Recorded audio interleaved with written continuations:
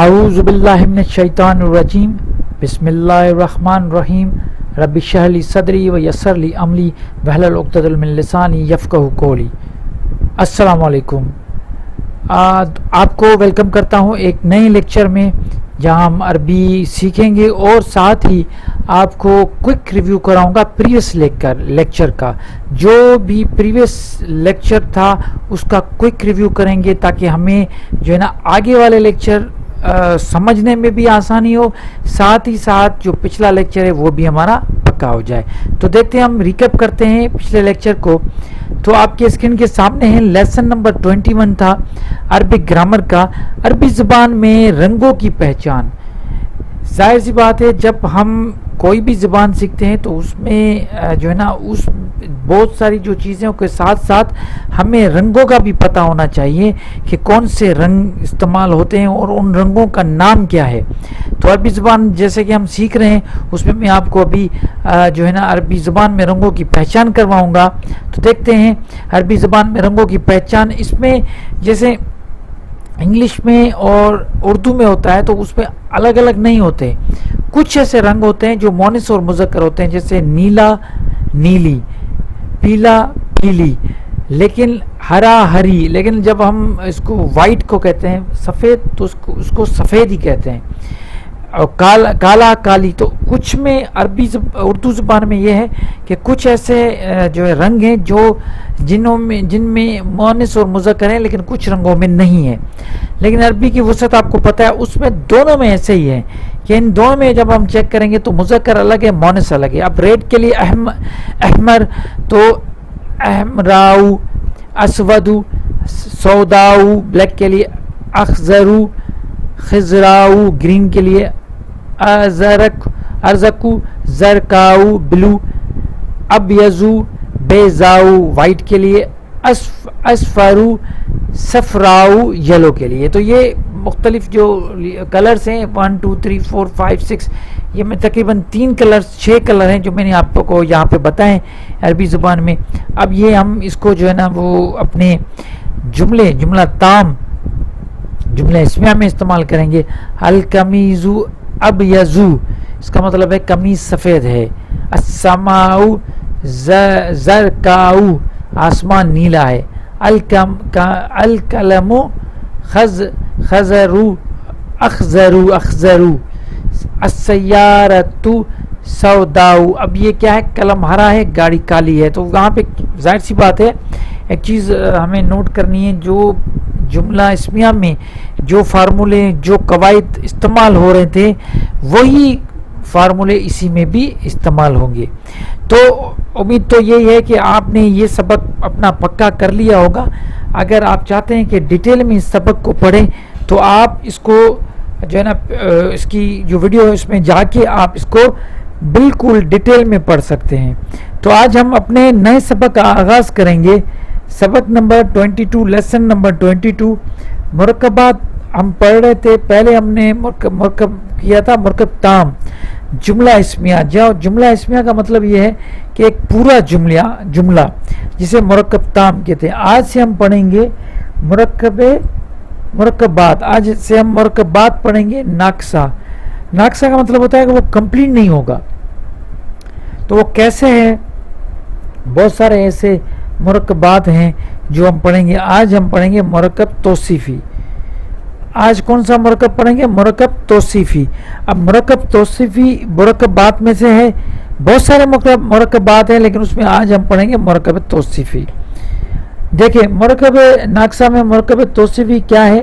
جب دو اسم کا ایسا مرکب، مطلب دو اسم آپ کے پاس ہو، جیسے آپ کو پتہ ہے مرکب بننے کا جو فارمولا ہے وہ مفرد پلس مفرد مل کے مرکب بنتا ہے۔ تو مرکب کا دو ایسے اسم جو ایک اسم دوسرے اسم کی صفت بیان کرے اس کو مرکب توصیفی کہا جاتا ہے۔ ٹھیک ہے، ایک اسم دوسرے اسم کے بارے میں اس کی صفت بیان کرے، جیسے اردو میں ہے نیک لڑکا، سچا آدمی، لمبا لڑکا، سست لڑکی۔ تو یہ کیا ہے کہ یہ ایک اسم کے بارے میں بتایا جا رہا ہے، نیک لڑکا۔ اب یہ لڑکا نیک ہے یہ بتایا جا رہا ہے لیکن یہ کمپلیٹ نہیں ہے، یہ مرکب ناقص ہے. اگر یہ کمپلیٹ ہوتا تو یہ ہوتا ہے نیک لڑکا ہے, لیکن یہاں پہ صرف کیا لکھا ہوا ہے, نیک لڑکا. سچا آدمی ہے نہیں, سچا آدمی. لمبا لڑکا ہے یہ نہیں لکھا, یہ ہے صرف لمبا لڑکا. اور سست لڑکی. تو یہ سارے مرکبات کون سے ہیں؟ یہ مرکب توصیفی اور یہ مرکب ناقص ہے کیونکہ یہ کمپلیٹ نہیں ہے.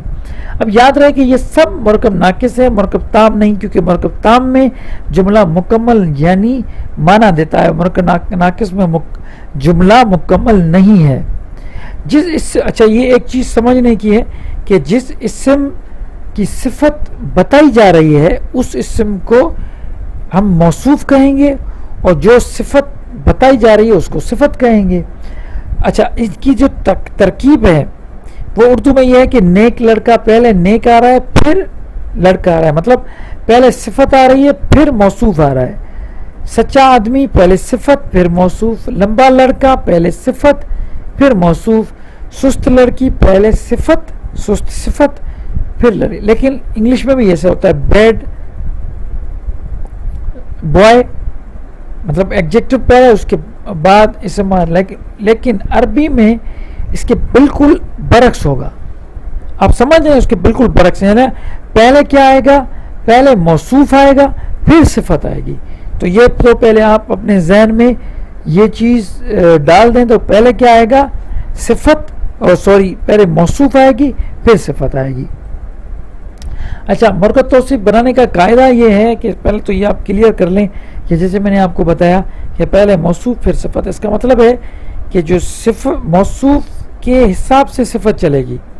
جیسا اسم کے چاروں پہلے ہم نے پڑھے ہیں, جیسے چاروں پہلو ہوں گے ویسے ہی ہماری صفت ہوگی. جیسے وسعت کے اعتبار سے اگر موصوف معرفہ ہے تو صفت بھی معرفہ, موصوف نکرہ ہے تو صفت بھی نکرہ. عدد کے اعتبار سے اگر موصوف واحد مثنیٰ جمع تینوں میں سے کوئی بھی ہے تو صفت بھی واحد مثنیٰ جمع ہوگی. جنس کے اعتبار سے اگر موصوف مذکر تو صفت بھی مذکر, موصوف مونس تو صفت بھی مونس. اعراب جو بڑا امپورٹنٹ ہے, اعراب میں بھی جس حالت میں موصوف ہوگا صفت اسی حالت میں آئے گی, مطلب صفت موصوف کے پیچھے پیچھے چلے گی. جیسا موصوف ویسی صفت, دونوں سیم ہوں گے. تو ہم ابھی جملے بنا دیتے ہیں. کوئی نیک لڑکا, اس کا جملہ بنے گا جیسے نیک کا ہمارے پاس لڑکا پہلے آئے گا موصوف, تو لڑکا کا کون ہے؟ ولدن.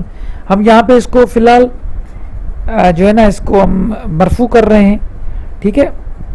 تو ولدن تو ظاہر سی بات ہے جو بھی ولدن ہے صالحن, ولدن اس کے وسعت کے اعتبار سے آپ دیکھ سکتے ہیں نکرہ ہے تو اس کی جو خبر ہے یا اس کو ہم کیا کہیں صفت بھی نکرہ ہی آئے گی. واحد ہے تو واحد آئے گی, عدد جنس میں مذکر ہے تو مذکر آئے گی. تو دیکھ لیتے ہیں اعراب دونوں کے دیکھ لیں. ولدن وہاں پہ نصب ہے تو صالحن ہو گیا, اب ولدن صالحن نیک لڑکا. اب یہاں پہ معرفہ ہے الولد الصالحن الصالح, الولد الصالحن الصالح, الولد الصالح. اب آپ دیکھ سکتے ہیں دو نیک لڑکے, دو کی بات ہے تو ولدانی صالحانی, ولدینی صالحینی, ولدینی صالحینی, نسب اور جر, ٹھیک ہے. تو یہ بھی اس کو بالکل فالو کر رہے ہیں. نیک لڑکے اب بہت ہو گیا, اولادن صالحون, اولادن صالحین, اولادن صالحین. اب آپ دیکھ رہے ہیں یہ جیسا موصوف ہے صفت اس کو فالو کر رہی ہے. یہاں پہ آپ دیکھیں دوسرا آپ کیا کوئی نیک لڑکی. اب یہ لڑکی جو ہے یہ صفت میں آپ دیکھیں اس کی جنس جو ہے وہ جو ہے نا وہ جنس اس کی مونس ہے تو اس کی خبر بھی مونس آ رہی. جیسے بنتن صالحتن, بنتن صالحتن, دو نیک لڑکیاں, بنتانی صالحتانی, ٹھیک ہے جی.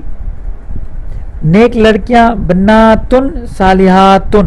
اب آپ نے دیکھا اس میں آپ اس کو جو ہے نا الف لام لگا کے بھی اس کو بنا سکتے ہیں.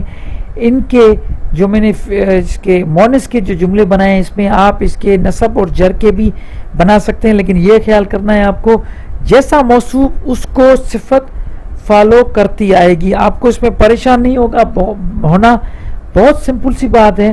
آپ کو کیا کرنا ہے، جیسا آپ کا موصوف ہے اسی حساب سے آپ کو صفت فالو کرنی ہے.